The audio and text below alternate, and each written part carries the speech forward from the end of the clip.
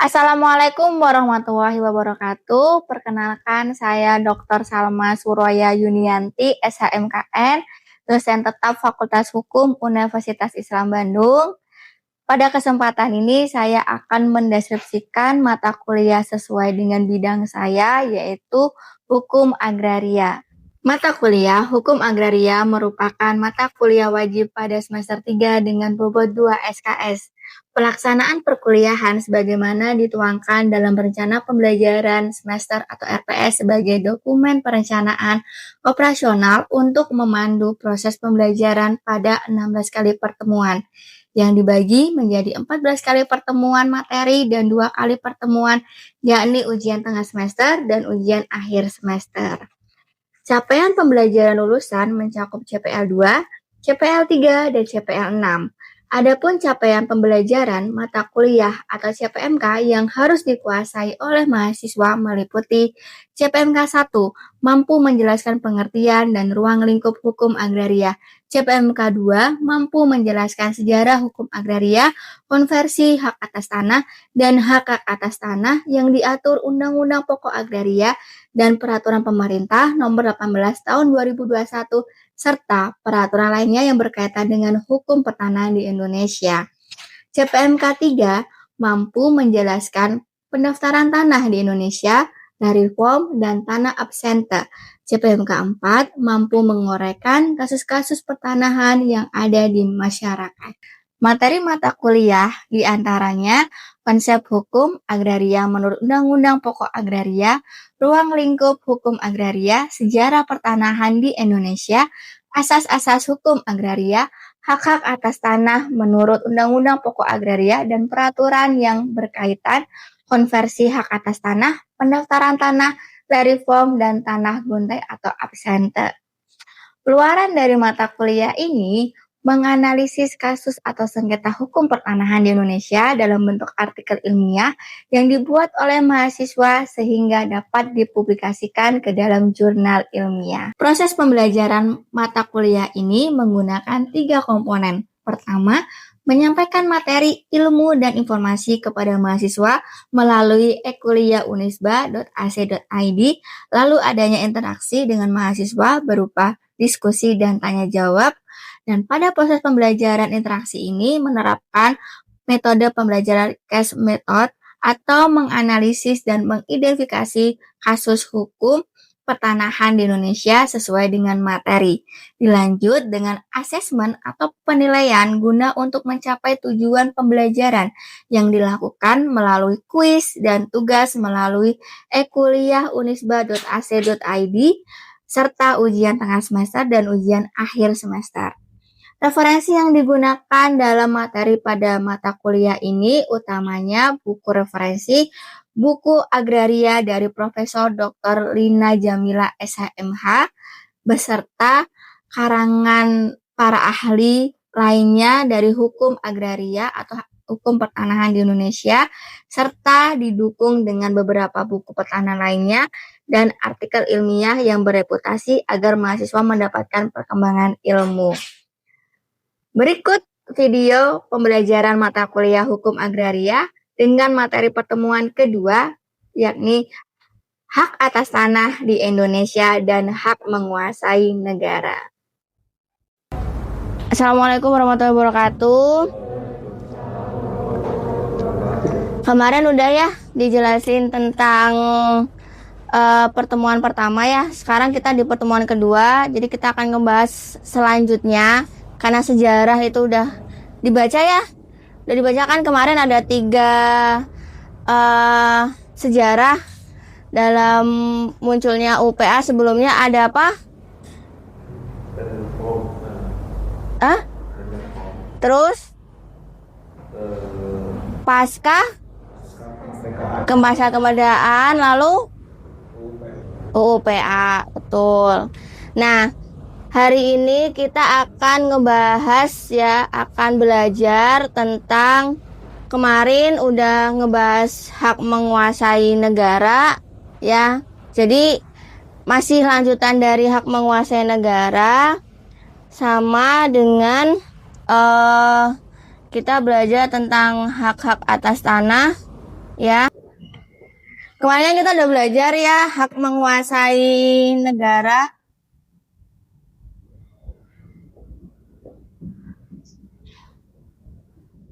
Nah, ada di pasal berapa dasar hukumnya?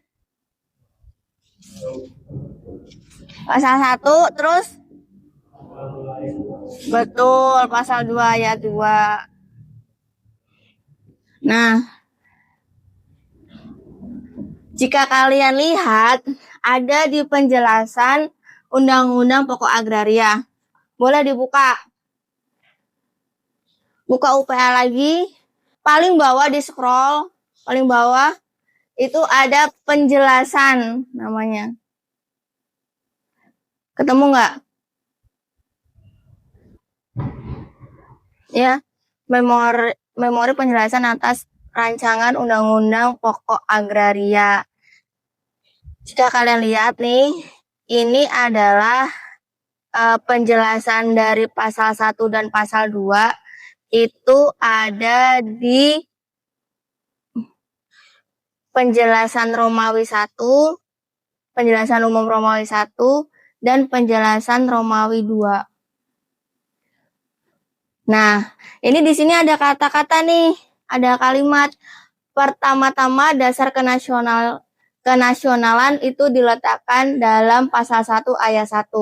Kalau ini pengertian secara apa?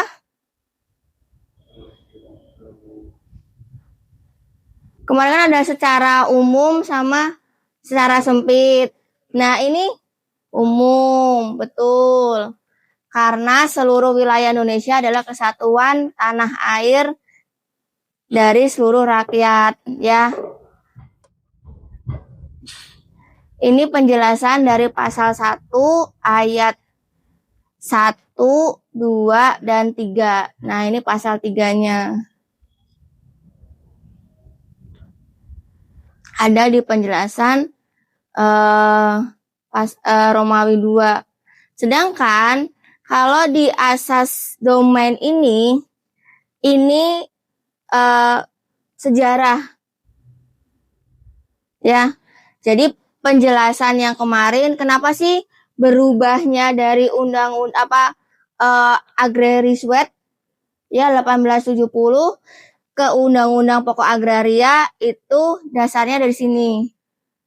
Tujuannya adalah dipergunakan asas domain itu kan dipergunakan dari peraturan perundang-undangan agraria yang berasal dari pemerintah jajahan. Nah, setelah itu karena bertentangan asas domain ini, maka dibentuklah Undang-Undang Pokok Agraria. Ini sejarahnya. Ada di penjelasan Romawi 2 nomor 2. Ya. Nah, ini udah masuk ke hak menguasai negara. Penjelasan lebih menjelaskan. Jadi kalau yang di pasal 2 ayat 2 kemarin itu kan hanya poin per poin ya. Mengatur, menyelenggarakan, peruntukan, penggunaan, persediaan, hubungan antar orang, perbuatan hukum, hubungan hukum, ya kan? Nah, ini lebih menjelaskan dari hak menguasai negara. Ada di penjelasan 2 Romawi 2 nomor 2 dari Undang-Undang Pokok Agraria. Lanjut. Nah, ini ada kata-kata dikuasai. Kemarin kalau dikuasai artinya memiliki enggak? Enggak. Negara tidak berhak memiliki Nah, di sini sudah ada jelaskan pasal ini bukanlah berarti dimiliki, akan tetapi adalah pengertian wewenang kepada negara sebagai organisasi kekuasaan. Ya. Jadi dia hanya sebagai penyelenggara dari Undang-Undang Pokok Agraria. Sedangkan ini kalimat ini, paragraf ini, segala sesuatu dengan tujuan ini kemarin ya, pasal berapa kalau di undang-undang dasar? 33 ayat, ya betul, pasal 33 ayat 3. Ya, udah paham ya? Oke, sekarang kita lanjut ke hak-hak atas tanah. Oke, kita udah nyambung. Nah, ini hak menguasai negara itu sebagai pijakan utama. Artinya apa? Bahwa negara itu tidak hanya menguasai warga negara Indonesia aja atau perorangan, tetapi juga ya memberikan wewenang kepada badan hukum. Makanya kemarin saya meminta kalian untuk membedakan apa hubungan hukum dengan perbuatan hukum, ya kan? Nah, karena ini tidak hanya berkaitan dengan orang, antar orang, tapi juga badan hukum. Jadi, berarti kalau gitu PT, CV, firma itu juga boleh, Bu, menempati hak atas tanah. Boleh. Tetapi haknya adalah hak tertentu. Ya. Masih ingat kan bedanya orang sama badan hukum? Sama-sama mempunyai hak dan kewajiban, akan tetapi berbeda posisinya. Kalau orang kalau badan hukum dia sebagai kuasa dari PT tersebut atau badan hukum tersebut. Kalau soal contoh direktur itu menguasai PT atau sebagai pemilik PT. Dikuasakan kan? Kalau direktur itu kan bertindak di luar kantor perusahaan. Berarti dia kalau perbuatan hukumnya kalau dia mewakili PT dia mewakili PT apa PT yang mewakili direktur? Direktur yang mewakili PT. Itu karena hak atas tanah adalah hak yang memberikan wewenang kepada empunya tuh pemilik hak untuk mempergunakan atau mengambil manfaat dari tanah yang dihakinya. Ada yang mau ditanyakan dulu?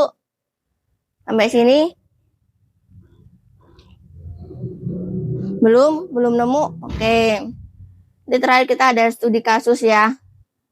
Nah, ini 3 pilar hak atas tanah. Wewenang, larangan, kewajiban. Wewenang tentu setiap badan subjek hukum itu menggunakan tanah sesuai dengan kepentingan penggunaan haknya. Kalau hak milik itu karena hak yang paling tertinggi, ya bebas. Mau dijual belikan, mau diwariskan, mau turun-temurun, artinya waris ya. Mau dihibahkan, ya. Lalu kalau hak guna bangunan, badan hukum memiliki badan hukum menempati tanah dan bangunan di atas hak guna bangunan. Nah, berarti kan sesuai peruntukannya. Kalau pabrik, ya berarti untuk distribusi, untuk produksi. Nah, larangan juga begitu. Larangan apa aja? Nah, larangan ini ada contoh HGB tidak boleh untuk pertanian. Jadi lahan pertanian itu tetap lahan pertanian. Nanti namanya kita belajar di akhir itu absente. Larangan guntai namanya tuh. Tanah guntai ya. Nah, kalau kewajiban itu adalah mempergunakan tanah sesuai keadaan, sifat, dan tujuannya. Tujuannya untuk apa? Nah, ini berlaku juga untuk badan hukum ya. Jadi kalau PT untuk produksi ya untuk produksi kayak gitu. Kalau untuk distribusi ya bangunan itu untuk distribusi. Tempat paket kan ada tuh kayak dari Bandung Kopo dulu, baru Kopo, baru mana kota Bandung gitu ya. Kopo tuh kota Bandung nggak? Kota. Oh, kota. Tapi banyak begal ya. Nah, jadi diperuntukkan sesuai dengan tujuannya. Sekarang, nah ini yang saya mau jelasin nanti berjalan ya. Jadi pertemuan ini ngebahas tentang hak-hak dulu, saya perkenalkan, baru minggu depan, pertemuan ke depan saya akan menjelaskan apa itu hak milik, apa itu hak guna usaha, apa itu hak guna bangunan, dan apa itu hak pakai. Ini hak-hak yang ada di dalam Undang-Undang Pokok Agraria yang kemarin ada di pasal 6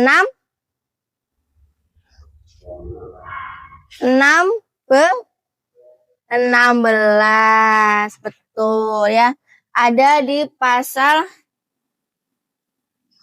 16 Undang-Undang Pokok Agraria. Di situ hak-hak ini dijelaskan dalam pasal 16 UUPA ya.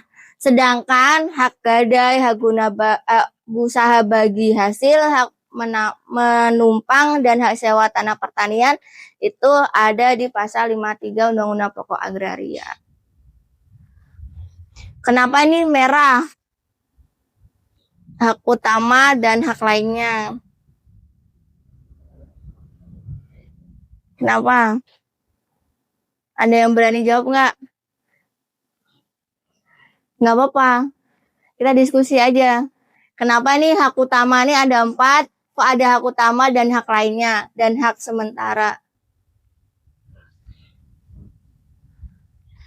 Hah? Belum tahu. Karena hak utama ini hak-hak yang sering dipakai di dalam masyarakat. Ada yang namanya satu itu hak pengelolaan, itu beda di luar dari hak utama, dan hak lainnya ya masuknya ke hak-hak lainnya.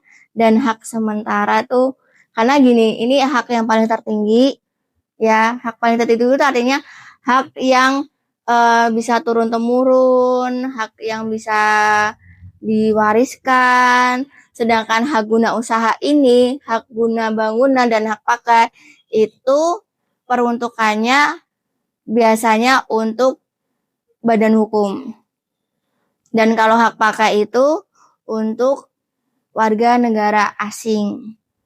Jadi warga negara asing itu tidak boleh memiliki tanah di Indonesia ya. Dia hanya boleh memakai tanah di atas hak pakai. Gitu. Nah, nanti kita diskusi di akhir. Nah, ini hak milik, hak yang terkuat dan terpenuhi. Karena nah ini tingkatannya ya. Hak milik itu hak paling tertinggi, HGB, hak pakai, hak sewa, dan hak gadai. Hak milik ini kenapa hak paling tertinggi? Karena ini hanya boleh dimiliki warga negara Indonesia. Makanya di sini hak ini tuh sebenarnya hak untuk melindungi warga negara Indonesia untuk mempunyai dan memiliki tanah. Jadi penguasaannya tuh secara penuh diberikan ke warga negara Indonesia. Faktanya, udah searching belum kasus-kasus? Belum ya? Belum apa udah? Apa udah ngintip-ngintip? Ngintip-ngintip ya. Banyak kan persoalan di Indonesia itu terkait dengan tanah. Masuk ke detik juga yang rumah warga tetanggaan, tetapi selalu diganggu sama tetangga sampingnya, ya kan? Sampai tetangganya itu pindah juga rumah. Padahal di dalam UPA itu ada namanya fungsi sosial. Boleh kalian buka di pasal 6 Undang-Undang Pokok Agraria. Itu ada pasal 6 yang menjelaskan bahwa nih. Temu pasal 6?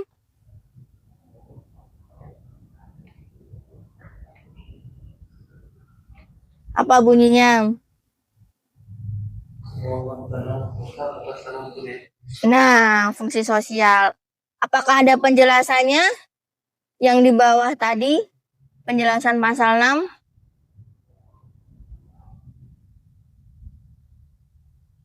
Ada, Bu. Ada? Apa? Berarti bahwa apapun yang ada di seseorang tidak ada itu akan dipergunakan atau tidak lebih digunakan semata-mata untuk kepentingan pribadinya. Nah, ada kepentingan pribadi. Jadi tidak boleh ya mementingkan kepentingan pribadi. Makanya kenapa rumah itu ada batasnya. Rumah kalian ada batasnya kan? Kanan, kiri, depan, belakang.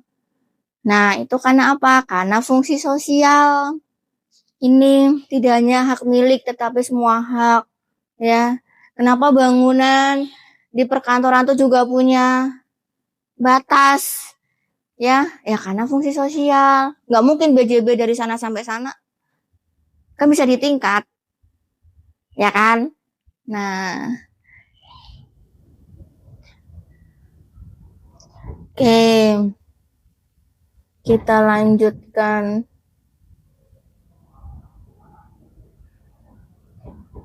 Mana PPT tadi tuh?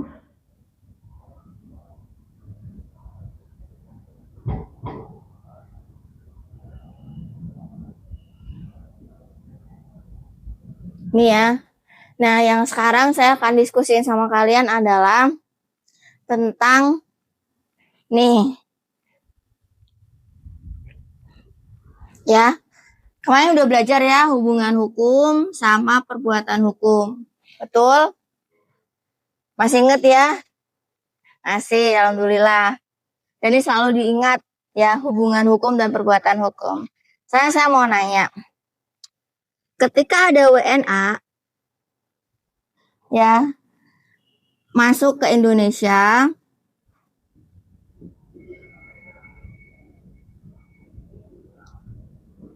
ini WNA-nya adalah perorangan.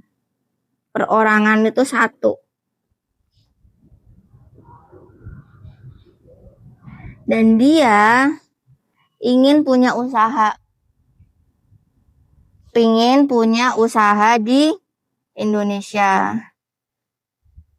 Katakanlah di Bandung. Ya, di Bandung. Nih. Tapi kalau syaratnya untuk memiliki usaha ya, usaha maksudnya usaha tuh dalam arti dia pengen mendirikan bangunan. Nah, dia tuh pengen beli karena WNA ini ingin membeli sebidang tanah. Tanah ya, tanah statusnya adalah HGB, hak pakai. Kok hak pakai sih? Hak milik. Statusnya hak milik nih, ya kan? Nah, padahal syaratnya tadi kalau WNA itu hanya memiliki hak pakai, betul. Hanya memiliki hak pakai. Nah, udah nih hak milik. Nah, kebetulan dia punya kerabat. WNA ini punya kerabat. Kerabat di Indonesia namanya siapa ya? Mamang. Namanya Mamang. Nah, terus WNA ini meminjam KTP-nya Mamang untuk membeli tanah. Menurut kalian apakah bertentangan atau tidak? Kenapa bertentangan?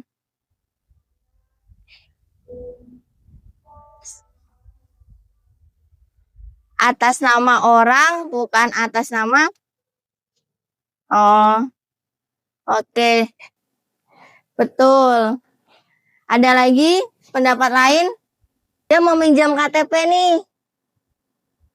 si WNA ini meminjam KTP WNI untuk membeli gitu. Jadi dia ibaratnya WNI ini di belakangnya WNA gitu. Menurut kalian bertentangan nggak?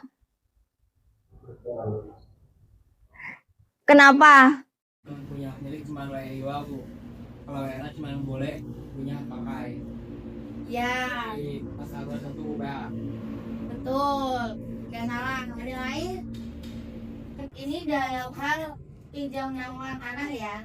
Dalam tanah. Ini nggak boleh, pinjam nama itu nggak boleh. Ya, artinya tuh perbuatan hukum yang menyalahi aturan. Kalau statusnya kayak gini berarti kan nanti yang menguasai WNA, ya, bukan WNI-nya.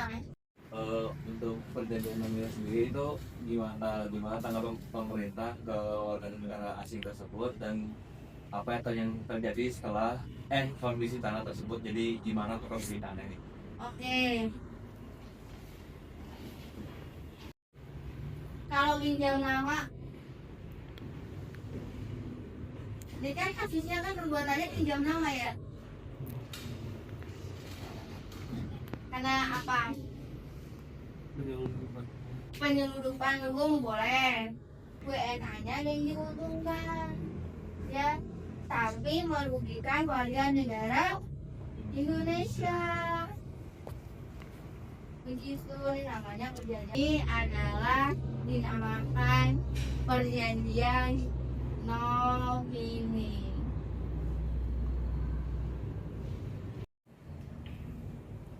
Pertama adalah bagaimana pemerintah, ya, dalam hal ini apakah melindungi perlindungan hukum atau tidak.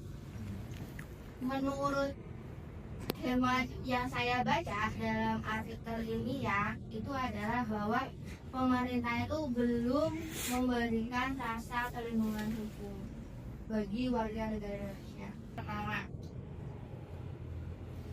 belum adanya